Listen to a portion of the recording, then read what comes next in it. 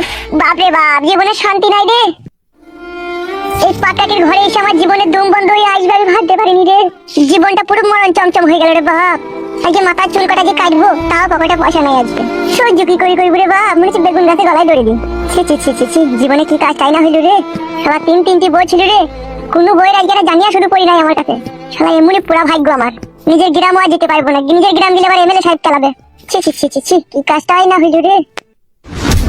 জীবনে যে এইভাবে হরাম করে ঝড় উঠে পড়বে আমি ভাবতে পারিনি রে আব্বা। এই শালা খুব আরাম হয়ে যাচ্ছে, নতুন বইয়ের কাছে সুচ্ছি করে দিচ্ছে।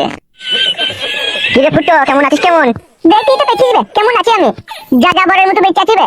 বাপ থাকতো বাপ নাই, মা থাকতো মা নাই, গ্রাম থাকতো গ্রাম নাই, তিনটে বউ থাকতো আজকে বই জানিয়া শুধু আমার কাছে নাই। আর তোরা বন্ধু এইসব কথা জিজ্ঞেস করছিস যে কেমন আছিস? তোমার কাটা গায়ে নুনে ছিটে দিচ্ছিস রে। বল, আমার বালের মতো কথা কোনো বলি না তো বলে। তোর আমি কাটা গায়ে নুনে ছিটে দিতে এলাম?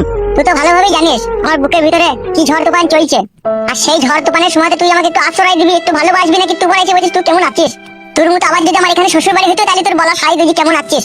কালকে রাত 8টার সময় দুটো শুকনো মুড়ি খেয়েছিলাম, সেই খেয়ে এখনো পর্যন্ত আসছে। আর তুই তো শ্বশুর বাড়ি থেকে মুরগির মাংস আর ভাত কর্মার করে কিন। তোকে দাদা কথা বলাই ভুল হয়েছে, পালা এখানে পালা। ফুটো, জ্বালাই না ভাই, যা এখান থেকে যা পড়া হবে। তোমাকে এতটাই অমানুষের অকৃতজ্ঞ ভাবলি?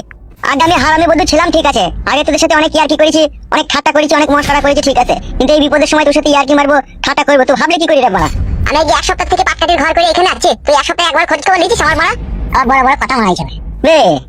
তুই জানি না নাকি আমি তো শ্বশুর বাড়িতে ঘর জমাই থাকিবে। সে তো ঘর জমাই থাকি, বাথরুম জমাই থাকি, শাশুড়ির সাথে থাক, সে আমার জানার কোনো প্রয়োজন নাই। এইটা তো তুই আমাকে বল, তোমার বন্ধু কিনা? হ্যাঁ বন্ধু তো আমি তোর। হ্যাঁ বন্ধু তো আমি তোর, তোমার বানার বন্ধু বে।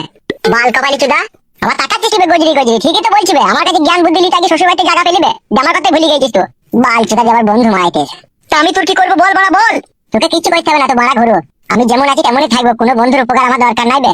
কে কেমন বন্ধু আর কে কতটা ভালোবাসে সে আমার জানা হয়ে গেছে বে। দিনের বন্ধু সবাই হয়, অদিনের বন্ধু কেউ হয় না বে। তা তুই কি উপকার করবি তা তুই বল। তোমার আবার এইভাবে ভুংচাং বুক গেছিস এখন থেকে।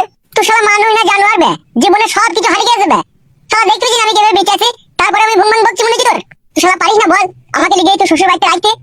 শালা হারামি, আমি মাঠের ধারে একাই পাটকাঠির ঘরে শুয়ে থাকি, কখন শিয়াল এসে আমাকে খেয়ে নেবে তার নাই ঠিক। আর তুমি শালা হারামি বলছো আমি কি করবো?